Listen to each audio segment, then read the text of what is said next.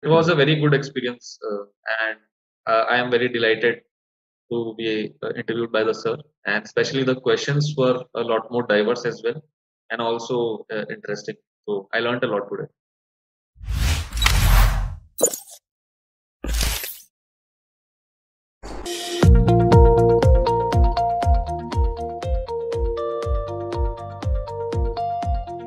Good afternoon, sir. Good afternoon, Mr. Jayant. How are you? I am fine, sir. Thank you.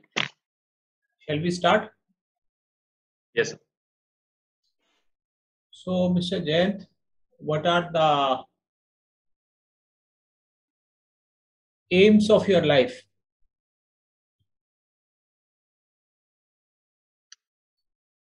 Sir, the aim of my life is to live a life which is full of happiness and also satisfaction. And also, when I am old, I should be I should have that satisfaction that I was able to utilize my fullest of potential, and also my make my parents proud of me.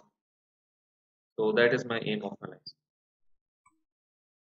So, then why an engineer of BITS Pilani wants to join civil services? Even without joining, these aims could be fulfilled. Yes. Uh, so it was during the third year of my college when I realized that I was more inclined towards civil services as a career option. As I was also involved with an NGO called Nirman, I realized that with civil services, I would have more opportunities to learn from the experience that I would have, and also a service that would that have a social prestige and respect as well. So one have a lot of opportunities to make lifelong and long-lasting changes. So that was my prime motivation.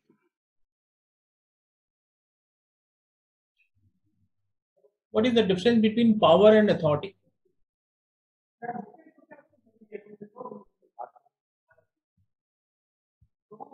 Yes, sir. Uh, Authority. The major difference is that a person with authority, it also have a social recognition with it. Just having power and not having social recognition does not amount to authority. So, for example, a dictator who is ruling the country, he might have the power. However, a democratic government, it also have a power and also the authority to rule the government, to rule the nation with the democratic mandate by the people. So that is the major difference. So, a power which is formalized is known as authority, and the civil services provides us the authority. And with the same authority, we can fulfill our dreams as well as we can do a lot for the public welfare, isn't it? Yes, sir. Isn't it? Having authority provides you lot amount of opportunities as well, and it is also kind of exciting because there are various things that can be done with it. It depends ultimately on the person how he uses it, and if a person uses it with a very good use and also materializes it in a channeled way, then he have a lot of potential and opportunities to work. So you want to work as a servant, as a civil servant, or you want to work as a bureaucrat?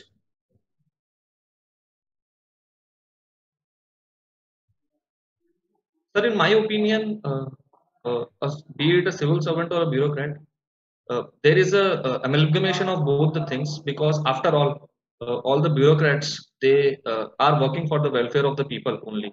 Yes, they are also there for managing the governance and also making things happen and administrating the various schemes that are being provided by the government. So I would say that it is a mix of both.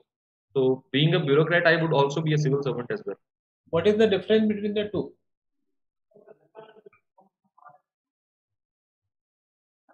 Sir, bureaucracy as a term, sir, if we can see its origin, the concept was given by, sir, if I am able to rightly recall it, sir, Max Weber. So he tried to define it as the bureaucracy as a tool of the government to making the administration more efficient. However, sir, civil servant, it is more of a new phenomena in the sense that it is more towards working for the welfare of the government with the establishment of various nation states. Let me make you clear. Yes. In the term civil services, the basic motive is civil plus service. That means to serve the civilians in civil services. Yes. Whereas the term bureaucracy is used in a negative way, because here the term bureau means office table and crazy matlab rule. Crazy means rule. Yes. Bureaucracy is basically a psychopathology. It is a psychological state in which civil servant, in spite of considering themselves as a servant, they started behaving like a crates, rulers. So this is having a negative tone. Thank you. Thank you for the information. In India, or you can say all over the world, whosoever is there for public welfare and his salary is drawn from consolidated fund are generally regarded as civil servant. Maybe category 1, 2, 3, 4. Maybe in a US that is a general services from 1 to 1, 2, 3, 4. These are civil services. But in certain countries, these civil servants are having a negative psychology, a psychopathology, and they consider themselves as masters and they inhibit experimentation. There is an unnecessary delay. In that case, they are known as bureaucrats. So, like the American civil servant, the Japanese civil servant is a civil servant, but largely the Indian, the Pakistani civil servant, they are dubbed as bureaucrats. Clear? Yes. Thank you, sir. Then, secondly, you talk about Max Weber. Yes. The term bureaucracy was actually given by Vincent de Gournay in the sense bureaumania.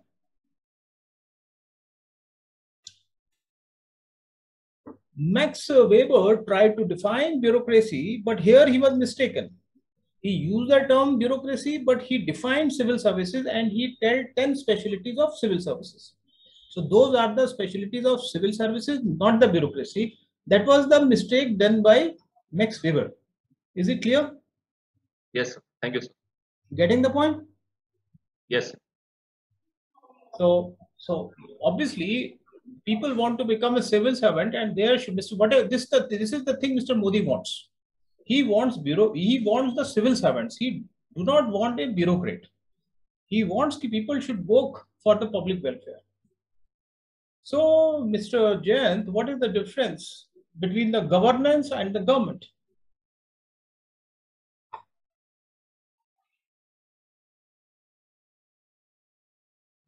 The government is the established entity that is meant to uh, uh, that have various functions in the society, in the country, be it implementing various schemes, be it managing the whole country's affairs. Governance, sir, I would say it is the outcome of the various activities that is done by the government. And I think, sir, in a way, sir, they are both correlated in the sense that a good government would lead to a good governance as well, and vice versa also.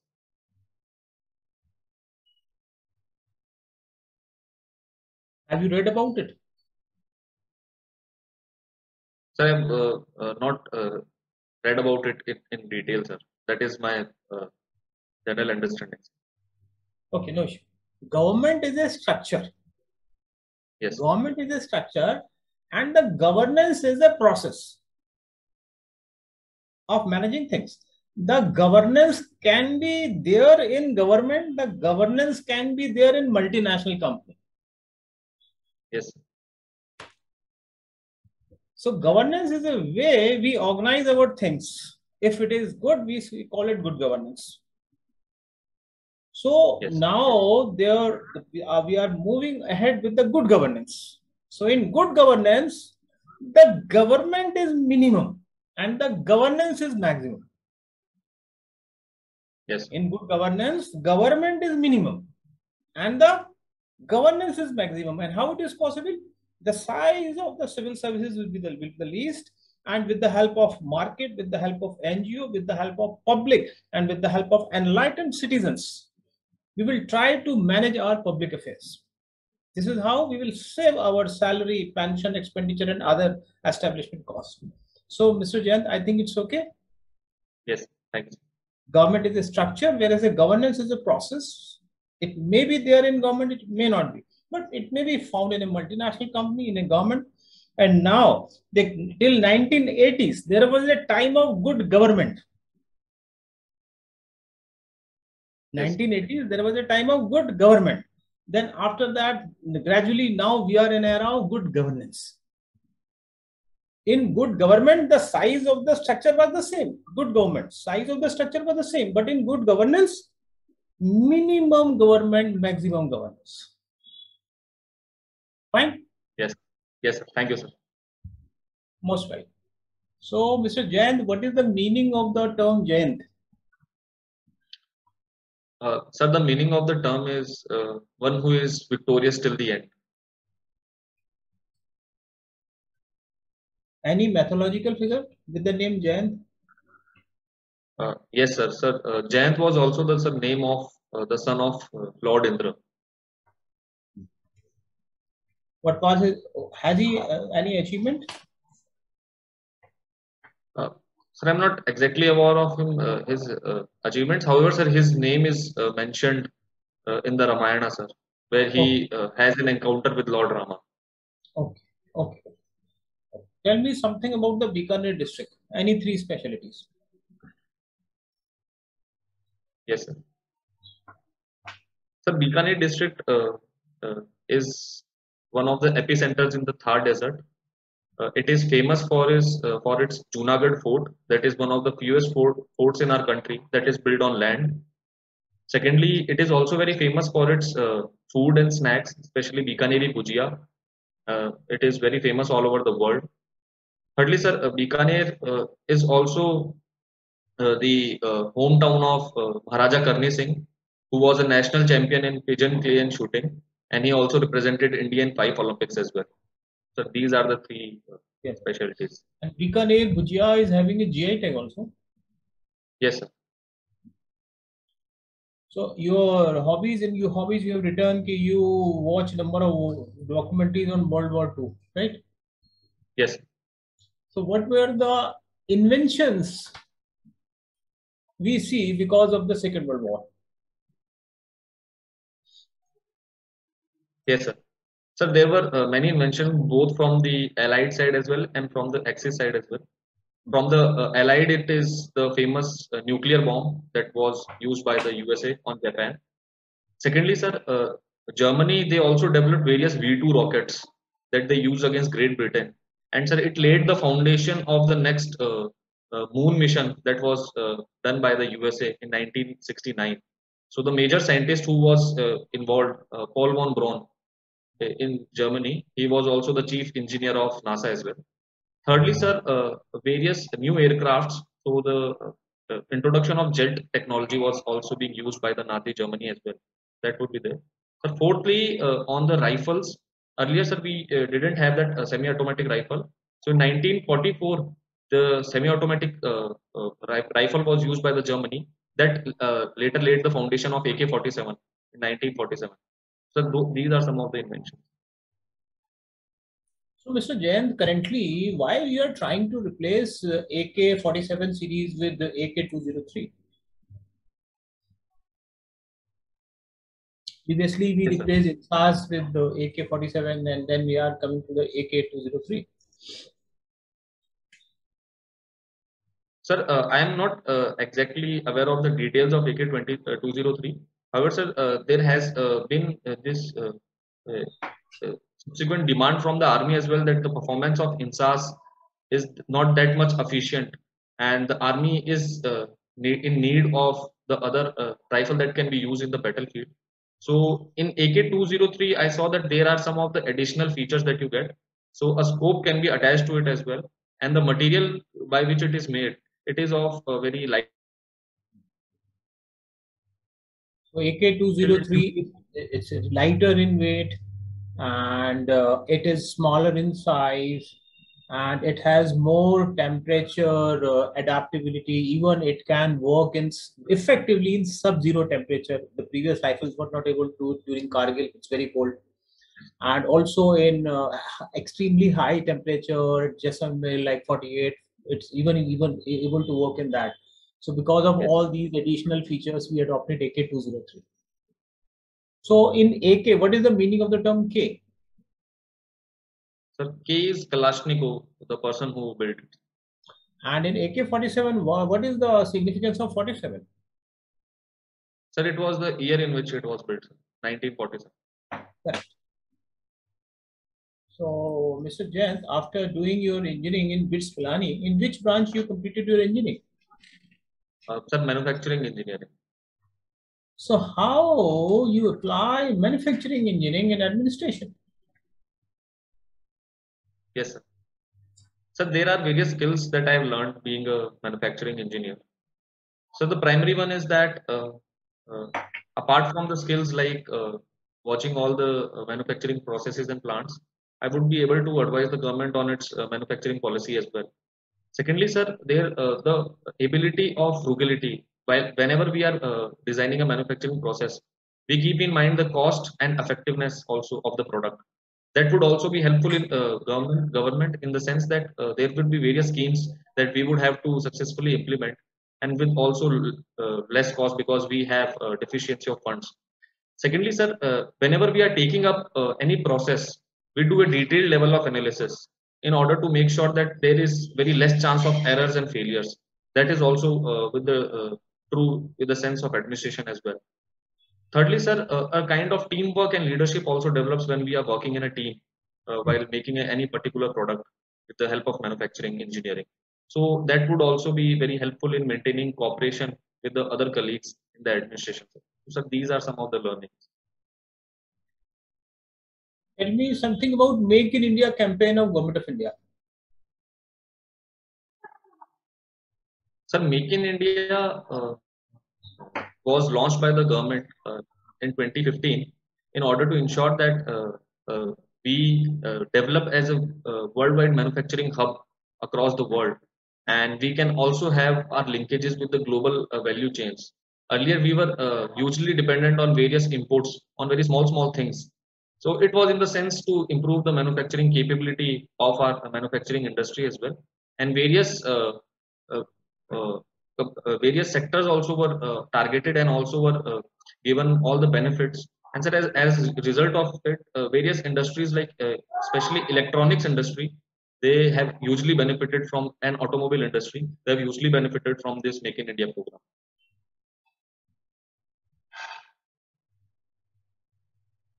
Name some indigenously built fighter aircraft in India.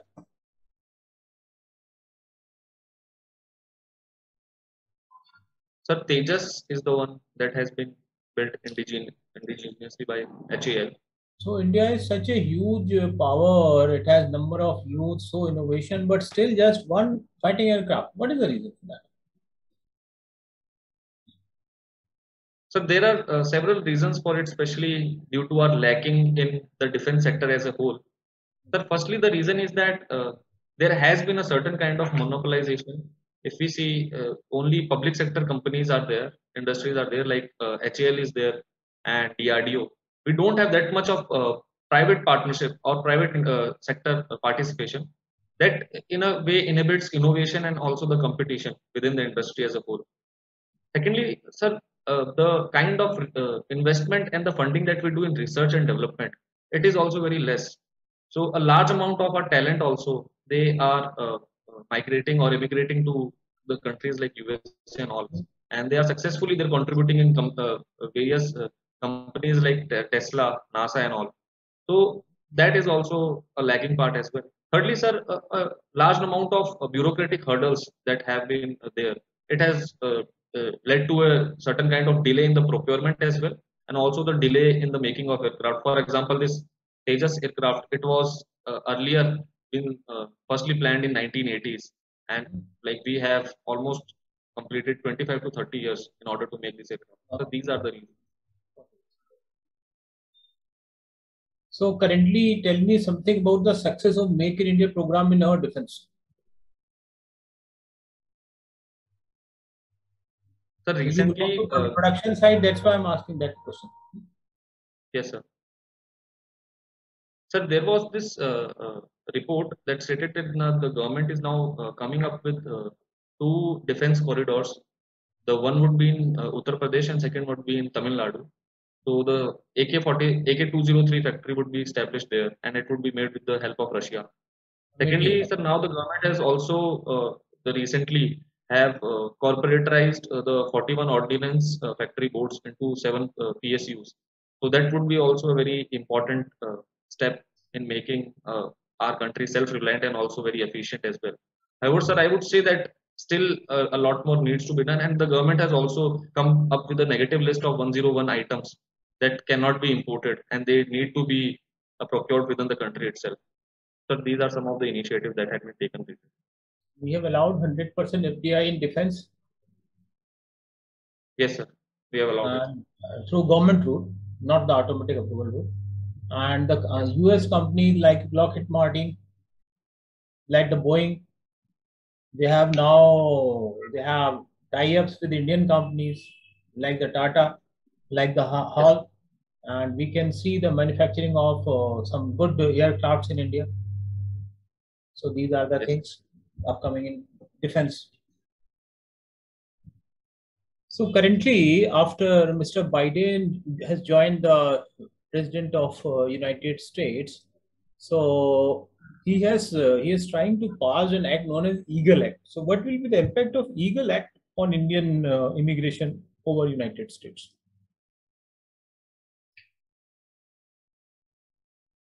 Sir, I have not exactly read about it. So I'll read about it. So Eagle Act it's an act which is under consideration by U.S. Congress, and it's a bipartisan agreement.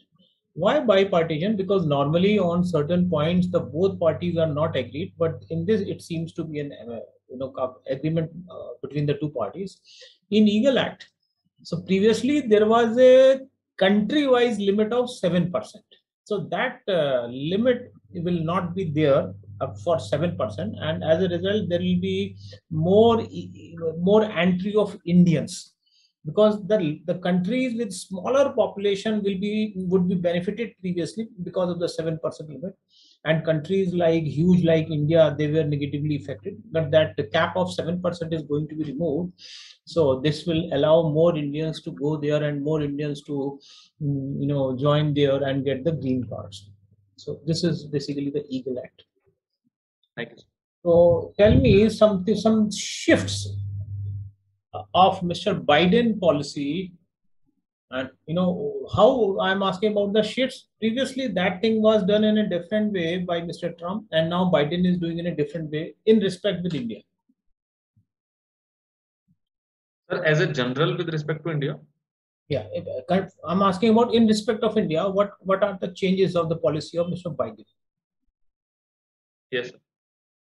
Sir, the President Biden administration, it is more, I would say, in a talks with the respect with the case of Iran as well. So that would be beneficial for us because especially our Chabahar port there, it is still in construction. So President Trump was more hawkish in the sense with respect to Iran. Secondly, sir, there has been also a rise of multilateralism in the sense that the recent G7 summit was also there, and all the countries have come up against the human right violations, especially by the Chinese side in the Uyghur and the Xinjiang region. And in that, India was also inviting. So that would lead to a global cooperation as well in various sectors, especially climate change also. Thirdly, sir, the convoy, the carry convoy was also there in our country with respect to the climate change deals. So in that sense, also the Joe Biden administration is more, I would say, uh, uh, more compassionate towards the climate change cause, and they are pushing it heavily. So, sir, these are the three changes. In South China Sea, certain problems are seen for last decade. What are that problem in South China Sea? Yes. So the problems were the Chinese aggression, especially in the region, because they were building various islands there, the man-made islands, in order to claim the EEZ also, and also the territorial claim there. And the nine dash line, which is there, the the China is claiming a very big part of the South China Sea, and that have resulted in the contention, especially with the USA as well, because the US Army is also present there in Philippines and all. Secondly, sir, recently we also see that the China has been aggressive towards the Taiwan also, and it flown various airways, jet across the Taiwan. So these are there, and the increasing naval capability also, and the naval fleet in the Chinese side, especially in the South China Sea region. So it has resulted in a bone of contention, especially between China and the other ASEAN countries as well, and also the US as well. So these are some of the changes that had been. What is Quad Group and how Quad Group can counter the China? Sir, Quad is a grouping of four countries: USA, Japan, Australia, and India. Its primary motive is to promote a free and open Indo-Pacific, especially a rules-based order, in order to ensure that there is freedom of navigation in the region. And sir, it is with this respect that since China is highly increasing its presence due to its string of pearls technique in the Indian Ocean region, then this quad will certainly help in various things. Firstly, there would be joint operations by these countries that would lead to more cooperation. Secondly, the military capabilities of these countries would also increase while sharing the technology as well. And thirdly, sir, there would be a more efficient way to tackle the piracy also in the region that has been very dampened. So these are some of the things that are there in the support. So is Quad a military group? No, sir, it is not a military group, sir. It is the formal groupings of the country, sir. It is based on the global idea that we need to have a free and open Indo-Pacific. However, it is not specifically a military group. So how India is countering the China string of pearls? Any 2 to 3 instances? Sir, India has come up with its own diamond necklace strategy. However, sir, it is not that official, but it is called by the experts. So there are various Duqm port in Oman. We also are building a port in Changi port in Indonesia, in Singapore as well, and also one port in Indonesia and the Assumption Islands. So by the way of this, we are tackling the Chinese influence, especially through the string of pearls. There has been also demands of improving the military capability, especially in the Andaman and Nicobar Islands, because it is said that it is a stable aircraft carrier in the Indian Ocean that is unthinkable. So we are also building our capability there, and there has been a certain shift in India's policy with increasing its maritime capabilities as well as compared with the continental capabilities. And in order to counter the string of pearls of China in Sri Lanka and Pakistan, what we have done? Sir, in Sri Lanka, sir, the government has been involved in developing various projects, especially in the North Sri Lanka, the Jaffna region, where it was heavily struck by the civil war. And India has also been given various loans to the Sri Lanka. The recently 100 million loan was also announced by the Indian government as well. Thirdly, sir, we are also directly engaging with the Sri Lankan leadership as well, and our foreign minister is directly in contact with them.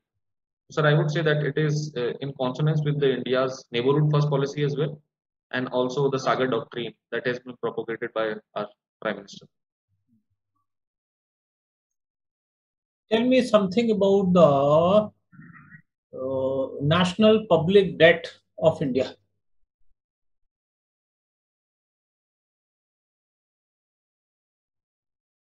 Yes.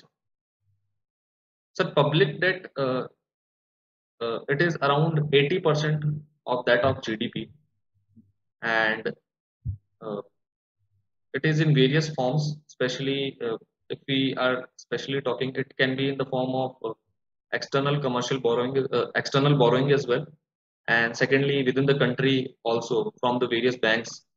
So it is in that form. So our external debt is more or internal debt is more? Sir, our internal debt is. How many times?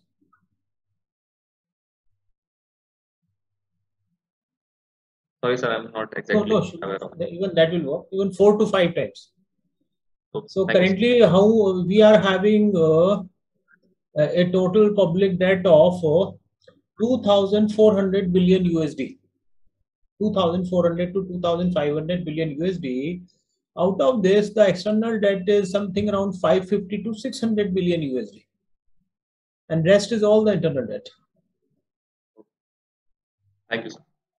So, Mr. Jain, what is the difference between public debt and fiscal deficit?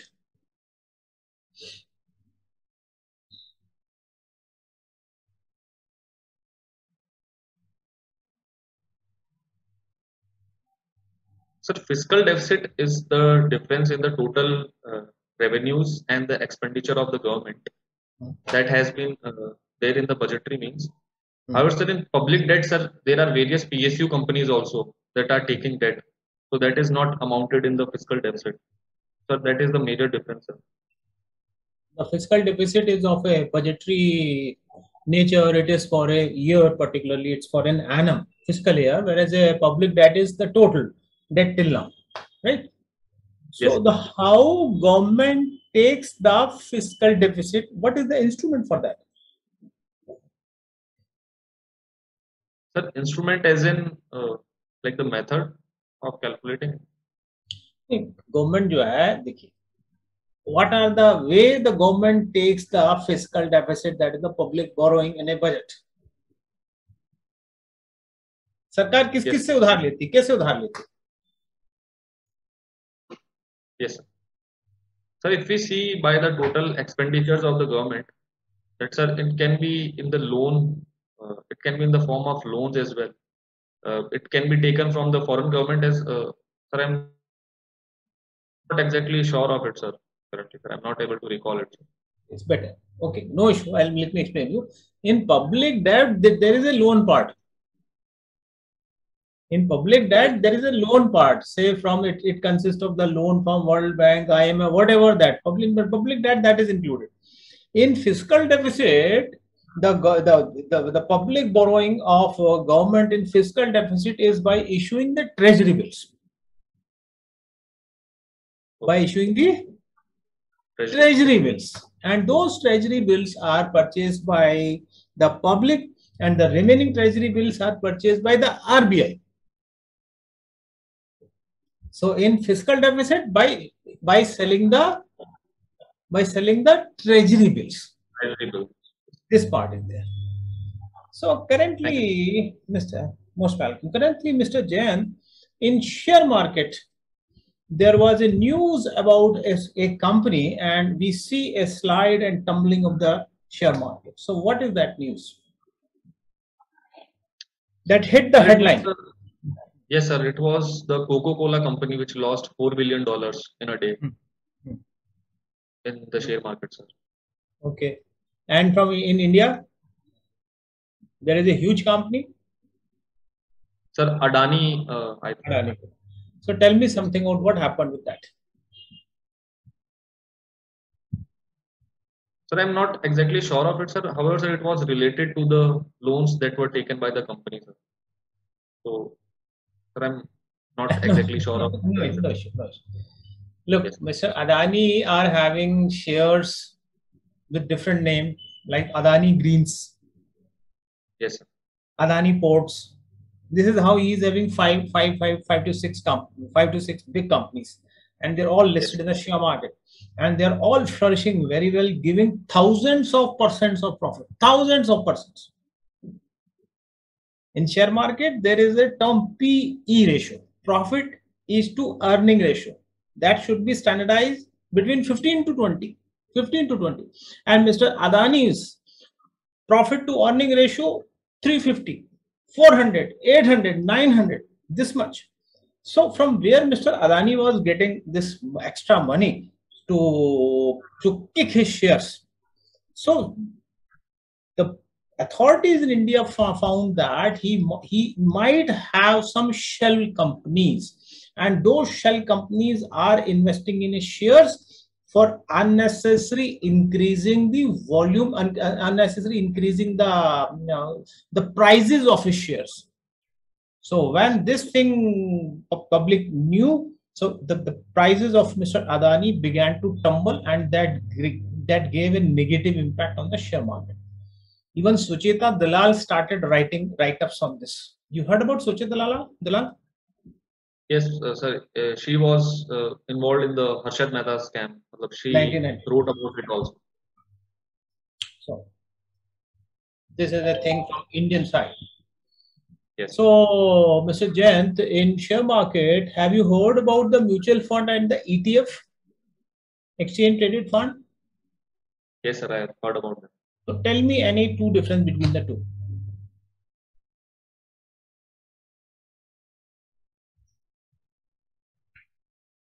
I am not exactly aware of the difference. No issue, no issue.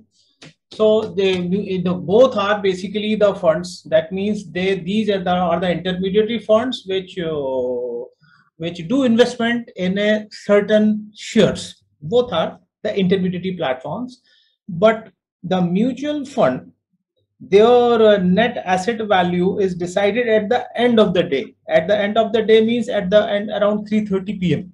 Whereas exchange traded fund, they can be traded throughout the day. That means from 9:30 to 3:30 p.m. So one can be benefited by the increase or decrease in the prices of the share. तो exchange traded fund का ये फायदा है कि जो जो जो खरीदार है उसको वो ईटीएफ को अपने हिसाब से खरीद सकते हैं, हर मिनट और हर सेकंड का फायदा उठा सकते हैं. So this is the thing. This is the difference between mutual fund and ETF. So ETF are gradually growing more and more and more. Thank you, sir. So yeah, most welcome.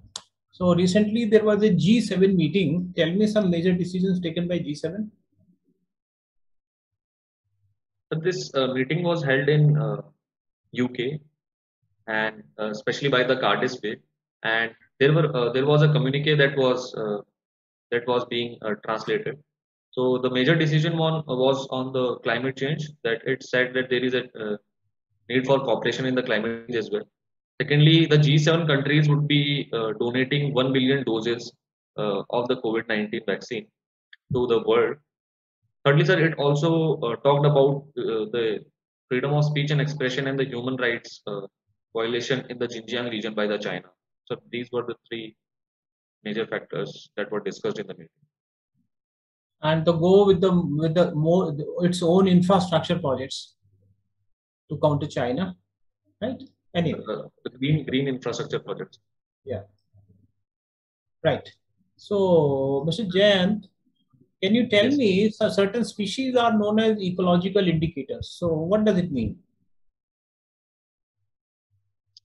So by the ecological indicators, it means that it tends to indicate the level of the ecological balance that is there in a particular ecosystem. So it tend to indicate that. So we can see it by various species. Firstly, the presence of elephants or tigers in a region. They are a very good ecological indicator as well. Secondly, the presence of bees. So there is this phenomena called colonic collapse disaster. So it can lead to a very huge amount of disbalance between an ecosystem. So these are the two ecological indicators. What is the ecosystem?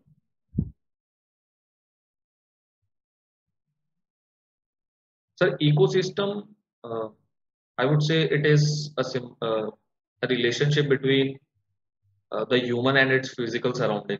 So it constitutes the general ecosystem. Or ecosystem is that in which the physical environment is in the relationship with the other surroundings as well. So that is the definition of ecosystem. Okay. Have you heard about zero-based budget? Yes, sir, I have heard about it. What is zero-based budget? What is this concept? So it involves that whenever we would be making a budget, so prior to that, if there was any scheme that was there in the previous year, all the schemes would be given the funds starting with zero only, and we would the government, they see the effectiveness of a particular scheme, and then only they provide them the significant amount of funds after that. So they start with a zero only. Then afterward, the government look into it and they give the funds. And what about the previous year repayments? Do they continue with that, or they also consider that as zero? Sir, of that I am not very sure. They have to carry that. That is not zero. Okay, what happens? In a normal budget, the prior schemes, everything is continued, and Ministry of Finance doesn't ask about that. Ministry of Finance only asks about the new schemes in a normal budget. But in a zero-based budget, as you rightly said, the Ministry of Finance consider everything to be zero. It starts probing about new scheme as well as old scheme. New scheme as well as old scheme, whereas the fiscal deficit is continued. Right? Yes. Have you heard about the petrodollar? Petrodollar diplomacy of US? Sir, I have not heard of it. Petrodollar diplomacy. If we import dollar, if we import oil from Saudi Arabia or any country, so normally in which way we do the payments? Sir, normally, sir, we pay in dollars. Dollars. So why we pay in dollars? Who pressurizes? Sir, because sir, it is the most accepted currency in the world. So often it is termed as a global currency. So the countries find it much more easier to accept it in dollars. Yes. Actually, this is not the thing.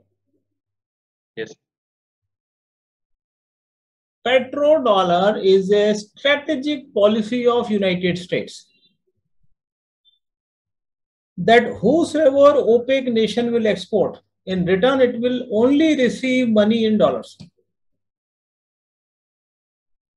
In return, US gives scientific aid, other kind of aid to the OPEC nations.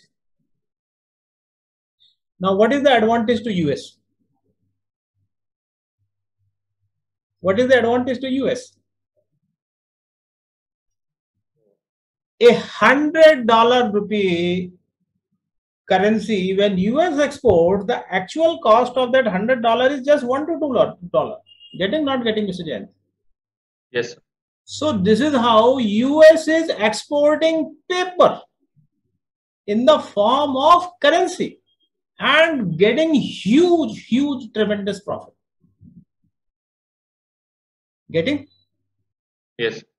What is paper? What is petrodollar diplomacy? United States has passed a dictate to the OPEC nation that they should receive only in terms of dollars. So this is how US is exporting paper currency, and it is getting huge profit. And certain OPEC nations, when they didn't follow, like if we import oil from Iran, so in what way we do payment to the Iran? In rupee.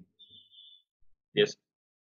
Why? Because Iran doesn't follow the petrodollar. So Iran has to face the consequences for that.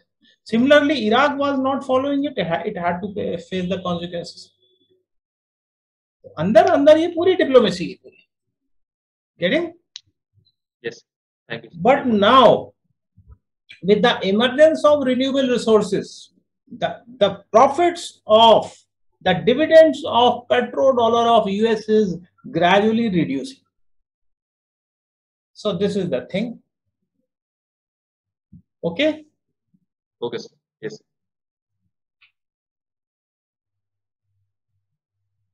So tell me something about the deglobalization process. Deglobalization refers to the reversing of the globalization that involves the interconnectedness between the worlds. So it can be due to various regions. So many people are saying that with this COVID-19 pandemic, it might trigger a new wave of deglobalization. So sir, that is related to it, sir. So with Mr. Trump and with Mr. Biden, in which president we see globalization and which president we see deglobalization?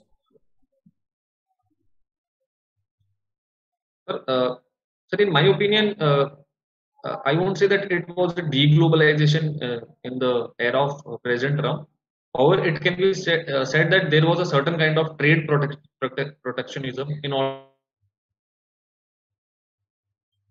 Chinese companies that was there. So that can be stated. So Mr. Trump was more global for globalization or for deglobalization?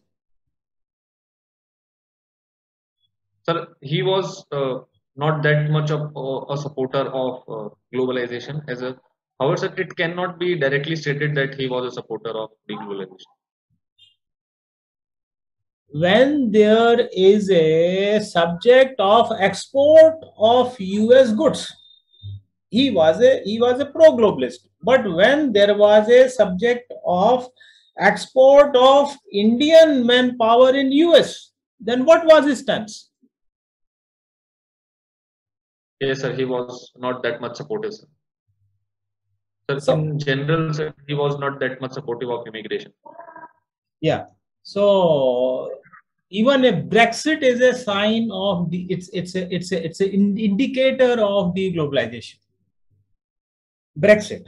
And when Mr. Biden is assuming the charge, now we will get more catalysm for the globalization. Mister Trump के समय जो हुआ globalisation उतना नहीं हुआ, कुछ उनके ऐसे स्टेप्स रहे जो डीग्लोबलाइजेशन के एग्जांपल्स थे. अब जब बाइडेन साहब जब आए हैं तो ऐसा लग रहा है ग्लोबलाइज करेंगे, फिर से सबको साथ लेके चलेंगे, लेकिन ये फिर से ये कोविड पेंडेमिक आ गया तो अब देखते हैं इसका क्या इम्पैक्ट होगा. राइट. Yes. चलिए, इंडियन हिस्ट्री में आप कौन कौन से नेशनल मूवमेंट पढ़े आपने? तो कौन-कौन से? Can you repeat? What are the national movements you have gone through Indian history? National movements. Sir, I am not exactly able to hear your voice. It was not clear. Achha. In Indian history, have you studied about some national movements? Yes, sir. So name some national movements.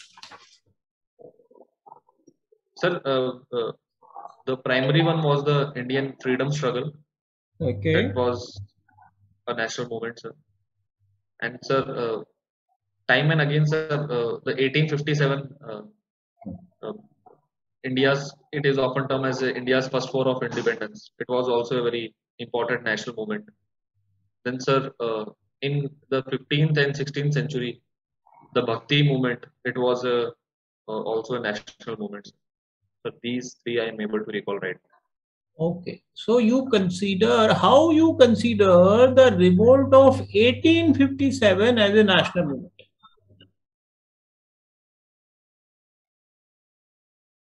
Sir, it is in the sense that the geographical area that it covered, it had a vast expanse of area, and the kind of consciousness that people had towards the India as a nation, and we should be independent from the British rule. So, sir, that is the reason why it can be considered as a national movement. Are you sure? Sir, often it is also cited that it was not that much uh, uh, popular, especially in the southern region. However, sir, I consider it is a national movement and watershed movement in the Indian history. Sir. Was India a national entity around 1857?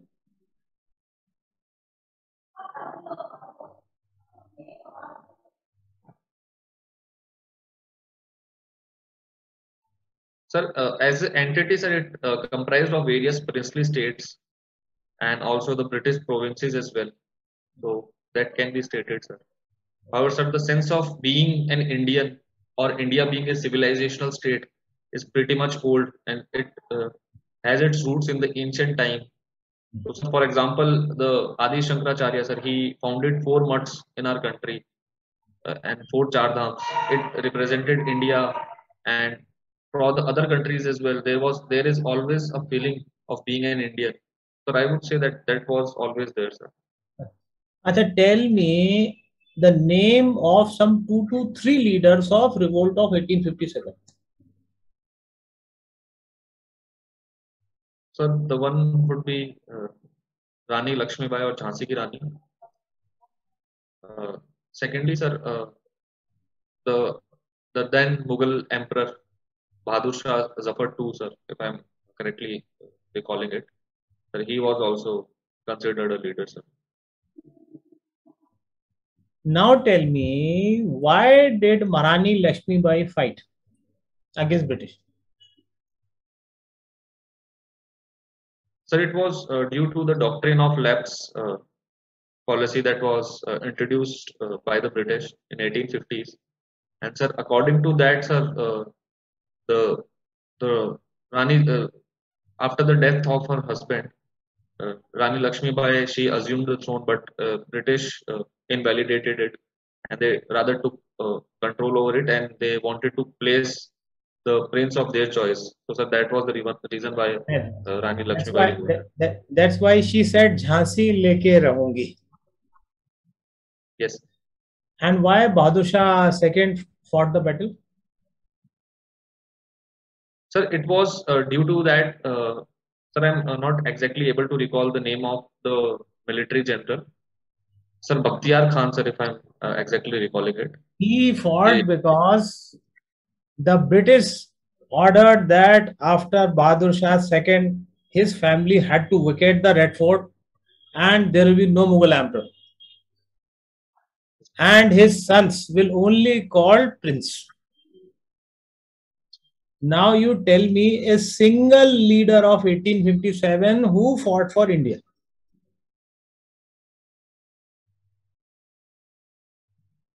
for India, sir, Even a single leader who fought for India in 1857. I think, sir, all these leaders, yes, we can say that. Firstly, sir, it was regional. However, sir, when it took over a lot amount of geographical area, there was this sense that there was this common consensus that they need to drive out British of the India, and they want to establish their own self-rule. Now let me conclude this. Yes. The revolt of 1857 was fought for personal grievances, but against a common enemy. But the sentiment it produced in this geographical entity in 19 in the post 1857 era, like in 1880s, 1890s, and thereafter, it helped in catalyzing the nationalism in India. Yes. Getting? Yes, sir. Thank you, sir. Any doubt? कई चीजें होती हैं कि वो उनका effect nationalism का होता है, तो इसका जो प्रभाव है, इसका जो इफेक्ट है, वो नेशनलिज्म का था. इस नाते हम इसको नेशनल मूवमेंट कह सकते हैं और कहना भी चाहिए. बट ये जो चीज डिजाइन हुई, जिस तरह से चली, तो शुरू में पर्सनल ग्रीवेंसेस ज्यादा थी. ठीक उसी प्रकार से हम कहें कि why Indian national Congress was form. Indian National Congress, why it was created? To create a platform for discussions. भारतीय राष्ट्रीय कांग्रेस क्यों बनी? To create a platform. लेकिन आजादी में बाद में उसने अपना कंट्रीब्यूशन दे दिया बाद में जाके, लेकिन बनी आजादी के लिए नहीं थी. से similar is the case of 1857. ठीक है mister Jayant? Yes, thank you sir. Your mock interview is over. Relax, पानी पीजिए, फिर अपन आगे बात. आप बताइए, you have any doubts? Sir, not any specific doubts. अच्छा, अभी जस्ट आपने इंजीनियरिंग किया ना आपने, है ना? yes. तो अभी आपको क्या करो, आप पिछले 5 साल में इंटरव्यू में जो क्वेश्चंस पूछे जा रहे हैं उसको आप और ब्रशअप करोगे. yes. कुछ चीजें आपने काफी अच्छी कर ली हैं, लेकिन certain areas you need better brushing up. क्योंकि वो कन्वेंशनल क्वेश्चंस हैं, उनको ब्रशअप और करिए. और कुछ डाउट हो तो पूछ लीजिए मेरे से. Nice, sir. Sir, how do I prepare some economy, sir? I often feel that I'm not that strong in economy. Don't go for economy. आप तो पिछले 5 years के देख लीजिए, 10 years के देख लीजिए, इकोनॉमी में फंडामेंटल क्वेश्चन क्या पूछे गए. Yes, sir. और उसको पहले कर लीजिए. ठीक है. लास्ट 5 to 10 years में एक ट्रेंड है इकोनॉमिक्स में जो पूछा गया, पब्लिक डेट, फिस्कल डेफिसिट, एक ट्रेंड है. Yes. जो उसमें जो ट्रेंड से चीजें बाहर हो गई वो छोड़ दीजिए. ये मतलब ये नेशनल कंपनी लॉ ट्रिब्यूनल, ये सब चीजें पूछी जाती है नॉर्मली. जो एनपीए पूछा जाता है अभी, चूंकि आप तो वो एक ट्रेंड है वो इकोनॉमिक्स का, तो उसको छांटिए पिछले 5 to 10 years में इकोनॉमिक्स में क्या पूछा गया है और उसमें से कितनी चीजें इस बार रह सकती हैं, उसको अच्छा कर लीजिए. Okay sir. सिमिलरली आप वैसे ही देख लीजिए कि साइंस में भी कुछ ट्रेंड है जिस हिसाब से चीजें पूछी जाती हैं, तो उसको हिसाब से 5 to 10 years का आप लिख के उसके आंसर तैयार कर लीजिए भैया आप. Yes sir. ठीक है. यस. और आपके कोई डाउट्स हो? आपका नो पहला सर, नो अटेम्प्ट है, पहले अटेम्प्ट के हिसाब से आपने बहुत अच्छा ट्राई किया. इमोशनल इंटीग्रिटी भी आपने अच्छी शो करी. और ये जो मैंने आपको ट्रिक बताई, ये आप 15 days 1 month के अंदर आप इसको भी अच्छा कर लोगे. आप इसको इशू नहीं है सर, सर. Thank you. है ना. ये भी आपका अच्छा हो जाएगा, कोई इशू नहीं. आपकी इंटरव्यू डेट कब है? 23rd अगस्त. हाँ, बहुत टाइम है, तो उसको आप और अच्छा कर लीजिए. और कोई भी चीज if you need our cooperation you can ask. Yes. ठीक है.